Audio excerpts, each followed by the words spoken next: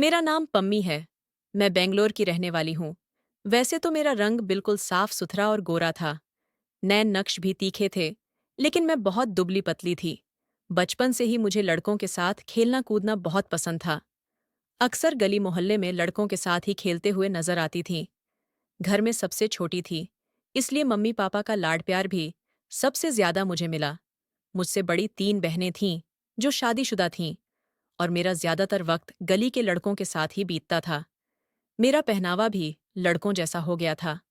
Shirt और jeans पहनती, sir पर कैप लगाकर घूमती थी। वॉलीबॉल और क्रिकेट मेरे सबसे पसंदीदा खेल थे। कब वक्त गुजर गया और मैं 17 साल की हो गई, मुझे खुद भी नहीं पता चला। जैसे ही मैं 17 की हुई, मम्मी ने घर पर बैठाना शुरू कर दिया। कहती थीं, लड़की हो, तुम घर पर रहा करो। शर्म नहीं आती? मोहल्ले के लड़कों के साथ खेलती हो।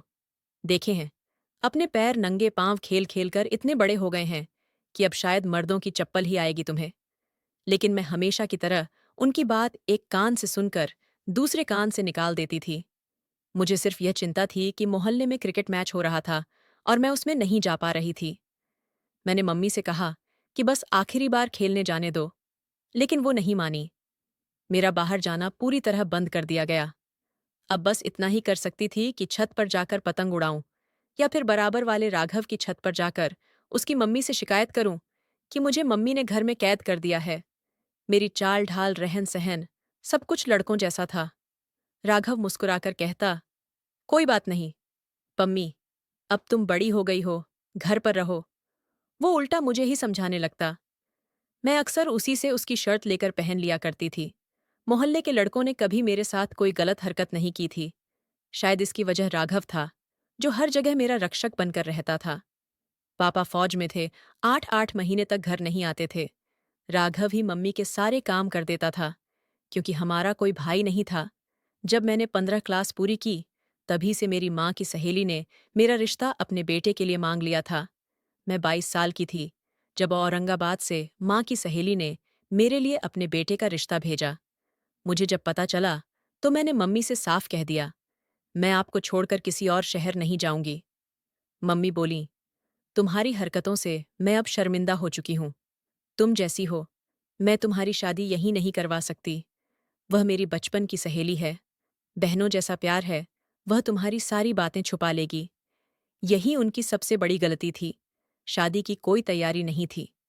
मेरे मन में दिमाग में अब भी क्रिकेट और पतंगबाजी ही भरी थी। शादी से 10 दिन पहले तक मैं भागने की तरकीबें सोचती रही। छुप छुप कर बाहर निकल भी जाती थी। मम्मी खींच कर वापस लाती थीं।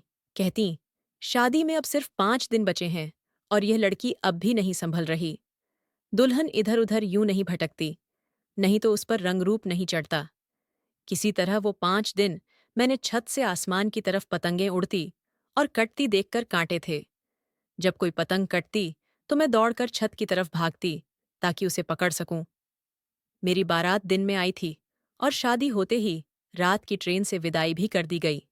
भारी भरकम दुल्हन के जोड़े में पहली बार ट्रेन का सफर कर रही थी। बहुत बोर हो रही थी। पुनीत मेरा पति सामने वाली सीट पर बैठा मुझे लगातार देख रहा था। उसकी निगाहों में कुछ था जो मुझे उलझा रहा था। जिन लड़कों के साथ मैं अब तक खेलती आई थी, उनकी नज़रों में कभी वो बात नहीं थी जो पुनीत की आंखों में थी। मुझे भारी लहंगे में बहुत तकलीफ हो रही थी। मैं तो आज तक सलवार सूट भी ढंग से नहीं पहनती थी। हमेशा लोअर टी शर्ट या जीन्स में घूमती रही थी। किसी तरह 18 घंटे का सफर किया। सोने से पहले मैंने अपनी सारी ज्वेलरी उतार दी थी। औरंगाबाद पहुंचने पर मेरी सास ने अपने मोहल्ले की एक लड़की से दोबारा मेरा मेकअप करवाया। मैं नींद और थकावट से बेहाल थी, क्योंकि ट्रेन में ठीक से सो नहीं पाई थी। वैसे भी मैं नींद की बड़ी पक्की थी। जब भी मुझे नींद आती, मैं चाहकर भी खुद को जगा नहीं पाती थी। इसलिए अपने पति के कमरे में आने का इंतजार भी मैं नहीं किया था। तकिए पर सर रखकर मैं सो गई थी। न जाने रात किस समय मेरी आंख खुली थी। मैंने देखा, पुनीत सोफे पर तकिया रखकर सो रहा था। यह देखकर मुझे बड़ी शर्मिंदगी सी हुई थी। मुझे उसका इंतजार करना चाहिए था। खैर, मैंने घड़ी पर नजर दौड़ाई तो रात के 2 बज रहे थे। मुझे बहुत भूख लग रही थी। जब से मैं आई थी, बस नाश्ता करके ही सास ने मुझे कमरे में बिठा दिया था, और मैं कमरे में आते ही लेट कर सो गई थी। मैं उठकर कमरे से जाना चाहती थी ताकि अपने खाने पीने का कुछ जुगाड़ लगा सकूं। लेकिन जैसे ही मैंने बेड से नीचे पांव रखे, ना जाने नीचे क्या था कि मेरा पांव से टकराव हो गया और मैं गिरते गिरते बची थी।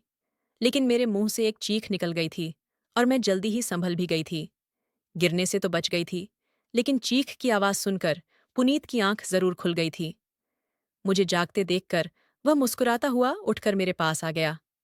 अपना तकिया भी बेड पर रखा। बेशक उसका बचपन में मेरे घर आना जाना था, लेकिन अब पुनीत मेरे लिए बिल्कुल अनजान था। वह मेरे पास आकर बैठ गया। कहने लगा, हो गई तुम्हारी नींद पूरी, कितना जगाया मैंने तुम्हें, लेकिन तुम थी कि जागने का नाम ही नहीं ले रही थी। तुम तो सारे घोड़े बेचकर ऐसी सोई थी कि उठने का नाम ही नहीं लिया। मैंने कहा, आई एम सॉरी। शायद सफर की वजह से बहुत थक गई थी, इसलिए मुझे पता ही नहीं चला कि कब आंख लग गई। कहने लगा, हाँ, मैंने तुम्हें जगाने की कोशिश की थी, लेकिन नींद में ही तुमने साफ कह दिया कि मुझे सोने दो। उसने गहरा सांस लेते हुए मुझे देखा था। मुझे तो ऐसा कुछ भी याद नहीं था, लेकिन ऐसा हो भी सकता है, क्योंकि गहरी नींद में मैं जब मम्मी मुझे उठाती तो उन्हें भी मैं ऐसे ही कहती थी। उस वक्त मुझे काफी शर्मिंदगी सी महसूस हो रही थी।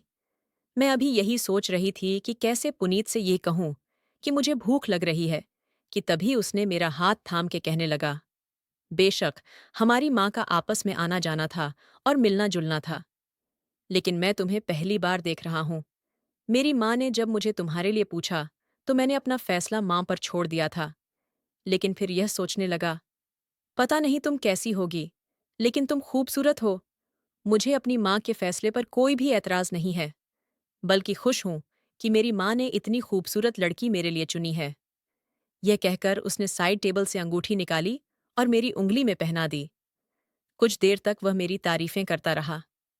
मेरे लिए सब कुछ नया नया और बहुत ही अनोखा था, क्योंकि अब तक जिन लड़कों के साथ मैं खेला करती थी वह मुझे लड़का ही समझा करते थे, कभी मुझे ऐसी बातें नहीं करते थे।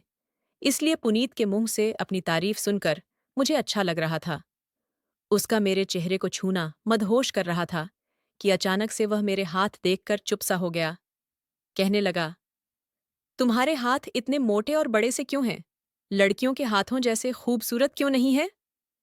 उसने मेरे हाथ को छोड़ दिया था। कहने लगा, मुझे लड़कियों में मर्दाना झलक बिल्कुल अच्छी नहीं लगती। मैंने अपने हाथ गौर से देखे।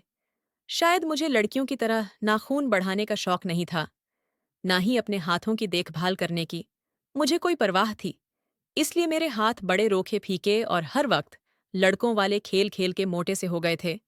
वह बेड से उठकर अलमारी के पास चला गया। अलमारी खोलकर उसने एक रेड कलर का ड्रेस मुझे थमा दिया। कहने लगा, लगाओ, इसे पहन कर आओ। मैं खुद भी इन भारी कपड़ों से तंग आ चुकी थी, इसलिए शुक्र किया। लेकिन जैसे ही वॉशरूम जाकर उन कपड़ों को देखा तो नेट की बहुत ही बारीक सी नाइटी थी, लेकिन मैंने शर्माते हुए वह पहन ली थी। उसे पहनते हुए मैं बेहद नर्वस हुई थी। मैं कमरे में आई तो सामने ही पुनीत हाथ में अतर की बोतल पकड़े खुद पर स्प्रे कर रहा था। मुझे देखकर मुस्कुराता हुआ मेरे पास आ गया। मुझ पर अतर करने लगा। कहने लगा, मुझे इस अतर की खुशबू बहुत पसंद है। यह कहकर वह मुझे अपने आप से लगाए बेड पर ले आया। मुझे प्यार भरी बातें करने लगा।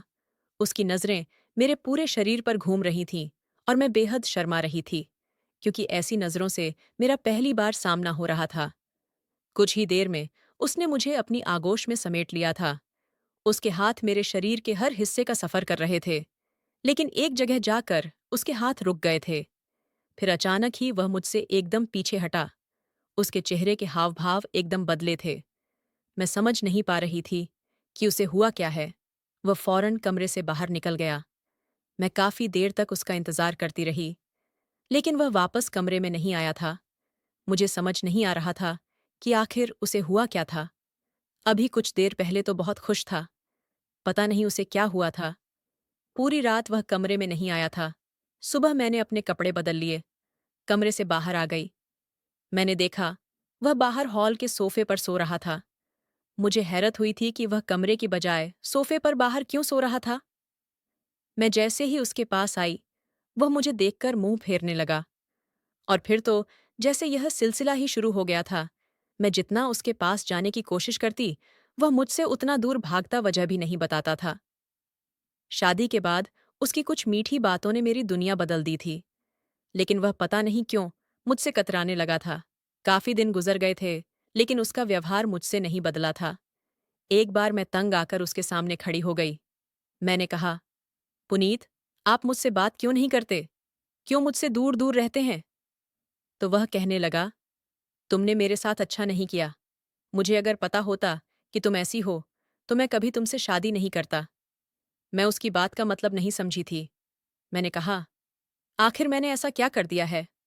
वह कहने लगा, तुम्हारे अंदर तो लड़कियों जैसी कोई बात ही नहीं है। तुम तो मर्दों जैसी दिखती हो। तुम्हारी चाल ढाल और शरीर की बनावट तक मर्दों जैसी है। यह कहकर वह कमरे से बाहर निकल गया था। शायद मैं लोअर और टी शर्ट पहनती थी, इसलिए वह ऐसा कह रहा होगा। क्योंकि मुझे शुरू से ही ढीले ढाले कपड़े पहनने की आदत थी, इसलिए मैंने अब तक अपने दहेज की फैंसी सूट तक नहीं निकाली थी। अब मैंने अपने दहेज की वह सारी ड्रेस निकाल ली और उन्हें पहनना शुरू कर दिया, और अपनी सास के साथ मिलकर पुनीत की पसंद का खाना बनाना भी सीख लिया था। उसके सारे काम भी अपने हाथों से करने लगी थी। मैंने 3 महीने में ही खुद को एकदम बदल कर रख दिया था कि शायद पुनीत का व्यवहार मुझसे ठीक हो जाए, लेकिन वह तो किसी पत्थर की तरह बन चुका था। रोज रात को देर से घर आता और सोफे पर लेटकर सो जाता। मैं उसकी संगत के लिए तड़पती थी, उसकी मोहब्बत पाना चाहती थी। आखिर एक नेचुरल सी ख्वाहिश है। मेरी शादी हुई थी और वह मेरा पति था। पत्नी होने के नाते मैं पति के साथ हर रिश्ता कायम करना चाहती थी। पहले मैं जो हर चीज से लापरवाह रहती थी, अब पुनीत की पसंद में ढलते ढलते अपनी पर्सनैलिटी तक खो बैठी थी। मैंने खुद को पुनीत की पसंद में ढालने की हर मुमकिन कोशिश करके देख ली थी, लेकिन वह ऐसे ही था। मुझसे अब भी बात नहीं करता था। एक रात मैं सो रही थी। मुझे चिल्लाकर बात करने की आवाजें आने लगीं और शोर से मेरी आंख खुली थी। मेरी सास और पुनीत में बहुत बहस हो रही थी। मैं कमरे का दरवाजा खोलकर बाहर आई तो सास के कमरे की लाइट जल रही थी और कमरे से बहस करने की आवाज आ रही थी। मैं कमरे तक पहुंच गई थी, लेकिन जो बात पुनीत और मेरी सास के बीच हो रही थी, वह सुनकर मेरे होश उड़ गए थे। पुनीत अपनी मां से कह रहा था कि वह दूसरी शादी करना चाहता है, और यह सुनकर तो मेरे पैरों के नीचे से जमीन निकलते हुए महसूस हुई थी। मेरी सास कहने लगी, खबरदार, जो तुमने यह शब्द भी अपने जबान से निकाला। वह कहने लगा कि मैं पम्मी के साथ नहीं रह सकता। मेरी सास कहने लगी, क्यों, ऐसा कौन सा ऐब है? मेरी बच्ची में तुम्हारी खातिर उसने खुद को बदल कर रख दिया है। खाना बनाती है, तुम्हारे सारे काम करती है, पूरे घर को उसने संभाल लिया है। अपने पहनने, ओढ़ने, चलने फिरने, उठने बैठने तक का तरीका बदल लिया है। और एक तुम हो कि तुम उस पर सौतन लाकर बिठाना चाहते हो। वह कहने लगा, माँ, मैं आपको नहीं बता सकता कि उसमें क्या कमी है।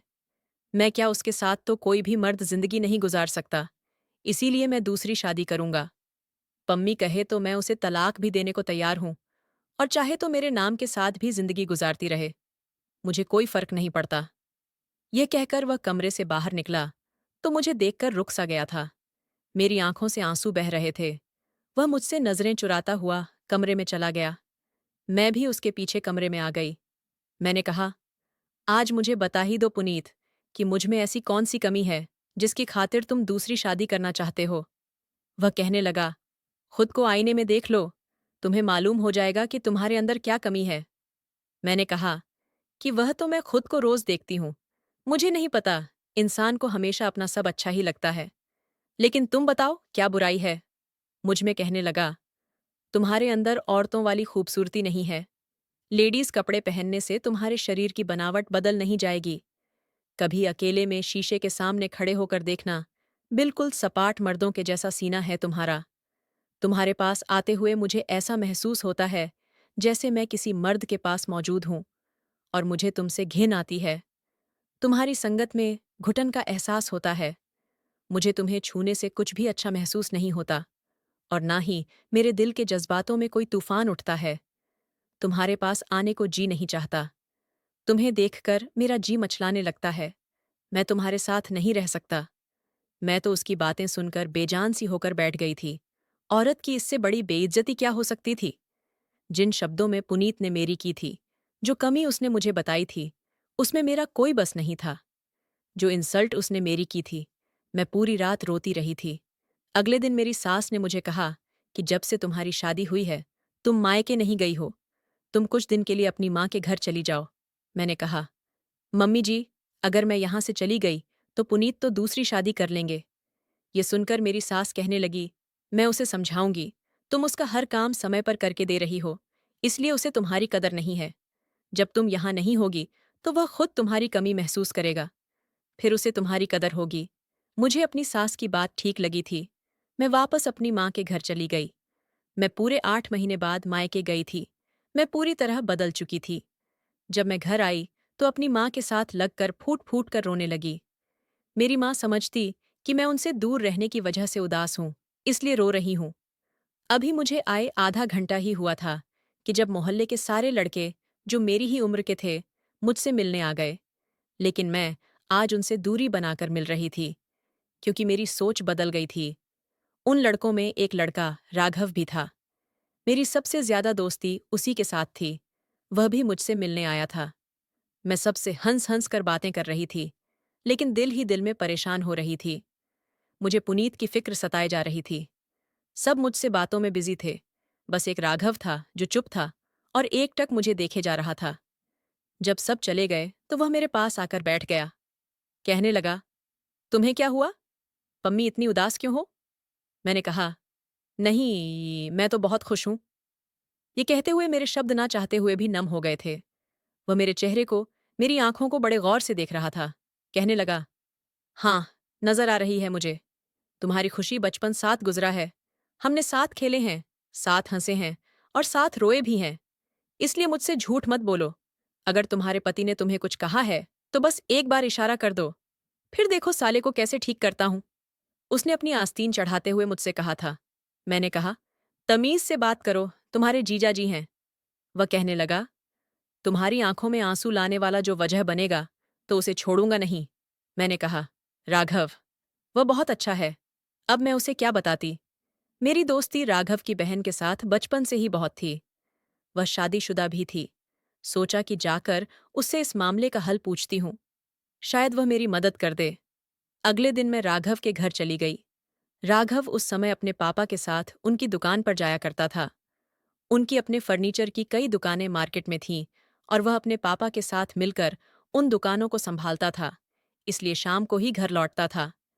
मैं दोपहर के समय घर गई थी, क्योंकि अगर राघव घर पर होता, तो मेरे सर पर ही मंडराता रहता। मुझे देखकर राघव की बहन बहुत खुश हुई थी। मुझसे मेरी शादीशुदा जिंदगी के बारे में पूछने लगी। मैंने उसे यही कहा कि पुनीत बहुत अच्छा इंसान है और मैं बहुत खुश हूं। फिर बातों ही बातों में उससे झिझकते हुए वह सवाल ही पूछ लिया, जो मेरी जिंदगी की सबसे बड़ी प्रॉब्लम बन गया था। वह मुझसे कहने लगी कि वह मुझे एक लेडी डॉक्टर के पास ले जाएगी, जो इस बात का इलाज करती है। मैं यह सुनकर खुश हो गई थी। मैं चाहती थी बिना किसी से कुछ कहे मेरी प्रॉब्लम का हल हो जाए। इसलिए मैं अगले दिन ही राघव की बहन के साथ उस लेडी डॉक्टर के पास चली गई थी। उसने मुझे कुछ दवाइयां दे दीं और अच्छी खुराक खाने के लिए भी कहने लगी। मैं घर वापस आई, तो फोन पर मेरी माँ मेरी सास से बात कर रही थी। मैंने माँ से फोन ले लिया और खुद अपनी सास से बात करने लगी। उनसे पुनीत के बारे में पूछने लगी। वह कहने लगी, मैं रोज उसे समझाने की कोशिश कर रही हूँ, लेकिन वह मेरी बात सुनने को तैयार नहीं है। लेकिन तुम चिंता मत करो, मैं उसे मना लूंगी। तुम बस अपनी सेहत का ख्याल रखो। मैं बहुत परेशान थी। लेडी डॉक्टर ने जो मेडिसिन वह मुझे खाना खाने के बाद खानी थी। लेकिन सास से बात करने के बाद जैसे मेरी भूख खत्म हो गई थी। मुझे लगा था मेरे जाने के बाद पुनीत को मेरी कमी महसूस हुई होगी। वह मुझे याद करता होगा। लेकिन वह तो अभी वैसा ही था। मैंने कुछ ही निवाले खाए और अपनी मेडिसिन खा ली। उसे खाने के बाद मुझे अजीब सी बेचैनी होने लगी थी। सीने में दर्द की टीस उठने लगी थी। मुझे अपना सीना भारी भारी लगने लगा था। शायद मेरी प्रॉब्लम का हल यही हो। ये सोचकर मैं वह खाने लगी और उसे खाते ही मेरे पसीने छूटने लग जाते थे। मुझे घबराहट होने लगती, लेकिन पुनीत की खातिर मैं यह सब कर रही थी। एक बार मेरे नंबर पर पुनीत की कॉल आ रही थी। जब से मैं अपने घर आई थी, पुनीत की कॉल आज पहली बार आई थी। मैंने फौरन से फोन उठा लिया। मुझे लगा शायद वह मुझे याद कर रहा होगा, इसलिए उसने फोन किया होगा। लेकिन वह कहने लगा, तुम जो खेल मेरे साथ खेल रही हो अच्छा नहीं कर रही। मेरी माँ मुझे तुम्हारी वजह से जायदाद से बेदखल कर रही है। मैं तुम्हें छोड़ूंगा नहीं। पता नहीं तुम जैसी मर्दाना लड़की ने मेरी माँ पर क्या जादू कर दिया है कि उसे सारे जहां की खूबियां बस तुम्हारे अंदर नजर आती हैं। अगर तुम्हें मेरे साथ रहना है तो अपना इलाज कराओ। मैं तुम्हें बस 20 दिन दे रहा हूं, वरना तलाक भेज दूंगा। चाहे मेरी माँ मुझे उसके बाद घर से बेदखल कर दे, लेकिन तुम्हें भी बर्बाद कर दूंगा। ये कहकर उसने फोन बंद कर दिया और मैं यह सुनकर रोने लगी थी। बार बार पुनीत पुनीत कह रही थी कि मेरे साथ यह मत करो। जैसे ही फोन बंद करके पलटी तो मेरे पीछे हाथ बांधे राघव खड़ा था। उसे देखकर मैंने जल्दी से अपने आंसू साफ किए थे। कहने लगा, तुम्हारे पति का फोन था? मैंने कहा, हाँ। कहने लगा, क्या कह रहा था और रो क्यों रही हो? वह उस वक्त काफी सीरियसली मुझसे पूछ रहा था। मैंने कहा, मेरे सर क्यों सवार रहते हो और बिना बताए मेरे कमरे में चले आते हो? तुम होते कौन हो मेरे कमरे में? इस तरह मेरी बिना अनुमति के आने वाले जाओ। निकलो। हर हाल में मैं उसे कुछ भी बताना नहीं चाहती थी, इसलिए मैंने उसे बड़ी खरी खरी बातें सुना दी थीं। मेरा यूं गुस्सा देखकर मुझसे कहने लगा कि तुम छुपा नहीं सकती। मुझसे कोई भी बात, मुझे अंदाजा है कि तुम्हारे पति का व्यवहार तुम्हारे साथ ठीक नहीं है। मैंने कहा, यह हम पति पत्नी के आपस का मामला है। तुम होते कौन हो मेरे बीच में बोलने वाले? भगवान के लिए मुझे अकेला छोड़ दो। जाओ यहां से। मैंने उसे धक्का देते हुए कमरे से बाहर निकाल दिया और कमरे का दरवाजा बंद कर लिया। सामने रखी अपनी मेडिसिन देखकर मुझे पुनीत की बात याद आने लगी। मैंने 2 टेबलेट निकाली और एक साथ खा ली। मैं चाहती थी मेरी समस्या का हल जल्द से जल्द हो जाए ताकि मेरा घर टूटने से बच सके। लेकिन वह दवा खाते ही मुझ पर इस कदर घबराहट सवार हुई कि उल्टियां शुरू हो गईं। मेरी हालत बिगड़ने लगी थी। मेरी माँ मेरी हालत देखकर परेशान हो गई। मेरे पापा घर पर नहीं होते थे। बाकी सब बहनें अपने घर की थीं, इसलिए मेरी माँ ने राघव को ही बुलाया था और उसी को साथ लेकर मुझे हॉस्पिटल लेकर गई थी। 4 दिन तक मैं जो खाती थी मुझसे डाइजेस्ट नहीं हो रहा था। लेडी डॉक्टर ने जब मेरी हालत देखी तो कहने लगी, यह दवा बहुत तेज है और उसके साइड इफेक्ट भी बहुत ज्यादा है। आपके गुर्दे भी फेल कर सकती है। इसी दवाई और इसी जाली डॉक्टर के पास जाकर अपनी जिंदगी बर्बाद ना करें। मैंने रोते हुए डॉक्टर को सारी बात बता दी। मेरी बात सुनकर वह कहने लगी, यह सब भगवान के हाथ में होता है कि वह इंसान को कैसा शरीर देता है, बल्कि इंसान के हाथ में कुछ नहीं होता। अक्सर लड़कियों को यह प्रॉब्लम होती है, लेकिन जो मर्द चरित्रहीन और कमजोर होते हैं, जिन्हें औरत की इज्जत का कोई एहसास नहीं होता, वह उनसे ऐसी ही बातें करते हैं। वक्त के साथ साथ यह प्रॉब्लम खुद ही दूर हो जाती है। अगर तुम्हारा पति तुम्हारे साथ फिजिकल होता, तुम्हारे साथ पति पत्नी का रिश्ता कायम करता और तुम अपने खाने पीने का भी ध्यान रखती, तो तुम्हारा शरीर खुद ब खुद बदल जाता। यकीनन तुम्हारा पति दिमागी मरीज है या बहुत ही घटिया सोच का मालिक है। मेरी माँ भी वहीं मौजूद थी। ये बातें सुनकर माथे पर बल डाले सर झुकाए बैठी थीं। घर आते ही राघव ने मेरी माँ को मेरी मेडिसिन किस तरह इस्तेमाल करनी है ये समझाया और वापस चला गया। मेरी माँ मुझे कहने लगी, तुमने मुझे पहले क्यों नहीं बताया? मैं रोने लगी। मैंने कहा, माँ, मैं आपको परेशान नहीं करना चाहती थी। आप हमेशा मुझे कहती थीं कि तुम्हें घर बसाने का ढंग नहीं आता। लेकिन सच कहती हूँ माँ, मैंने अपने आप को पुनीत की खातिर बदल कर रख दिया। सारे काम सीख लिए। आप बेशक मेरी सास से पूछ लें, लेकिन फिर भी वह मुझसे कहता है कि उसे मुझसे घिन आती है। मेरी संगत से उसका जी मितलाने लगता है। ये बातें औरत की रूह तक को घायल करके रख देती हैं, लेकिन मैंने ये सब सुनकर भी यही चाहा कि उसके दिल में मेरी जगह बन जाए। वह मुझे तलाक न दे। मैं तलाक के नाम का दाग लगाना नहीं चाहती थी। मैं ये सब कहते हुए रोए जा रही थी। माँ की आंखों से भी आंसू बह रहे थे। अगले दिन मेरी माँ ने मेरी सास से बात की। वह खुद परेशान थी। कह रही थी, मुझे माफ कर दो। मेरी वजह से पम्मी की जिंदगी खराब हुई है। मेरा बेटा एक तवायफ की मोहब्बत में रफ्ता था। उसके साथ नाजायज संबंध बना लिए थे। मैंने उसे अपनी कसम देकर पम्मी से शादी करवा दी, लेकिन उसे उस बाजारी औरत की आदत पड़ चुकी थी। इसलिए घर की शरीफ लड़की में जब वैसी अदाएं नजर नहीं आई, तो उसने पम्मी में ऐब निकालना शुरू कर दिए। मेरी सास मेरे पास आई और खुद मुझे पुनीत से तलाक दिलवाई थी। कहने लगी, वह मेरी बेटी के काबिल ही नहीं था। लेकिन मर्द ज़ात से मेरा विश्वास उठ गया था। अभी तलाक हुए 1 ही महीना हुआ था कि राघव की माँ राघव का रिश्ता मेरे लिए लेकर आई थी, लेकिन मैंने साफ मना कर दिया। एक मर्द से बड़ी गहरी चोट खाई थी, इसीलिए किसी दूसरे पर एतबार नहीं कर सकती थी। मम्मी ने मुझे बहुत समझाने की कोशिश की, राघव ऐसा नहीं है, लेकिन मैंने कहा कि मुझे शादी नहीं करनी। वह लोग मायूस होकर वापस जा चुके थे। कुछ दिन बाद मैं आंगन में बैठी थी, जब एक बॉल आंगन में आकर गिरी थी। बाहर लड़कों का शोर होने लगा था। दरवाजे पर दस्तक हुई तो मैंने बॉल उठा लिया। दरवाज़ा खोलकर अपना बॉल वाला हाथ बाहर निकाला था। मुझे लगा बॉल लेने के लिए दरवाज़ा बजाया गया है, लेकिन किसी ने बॉल के बजाय मेरा हाथ पकड़ लिया था। बॉल मेरे हाथ से छूट गई थी। मैंने दरवाज़ा खोलकर देखा तो सामने राघव खड़ा था। मेरा हाथ उसी ने पकड़ रखा था। वह शायद घर के अंदर आना चाहता था, लेकिन मैंने दरवाज़ा पूरा नहीं खोला था। मैंने कहा, राघव, मेरा हाथ छोड़ो। वह कहने लगा, इनकार क्यों किया तुमने? मैंने कहा, ये मेरी जिंदगी है, मेरी मर्जी। वह दरवाजे को धकेलकर अंदर आ गया। कहने लगा, बुराई क्या है? मुझ में इनकार की वजह बताओ। पम्मी ऐसे ही? मैंने कहा, मुझे शादी ही नहीं करनी? वह पूछने लगा, क्यों? बहुत मोहब्बत है उस कमीने इंसान से तुम्हें, जो उसकी याद में अपनी जिंदगी बर्बाद करना चाहती हो। वह मेरी आंखों में गुस्से से देखते हुए कह रहा था।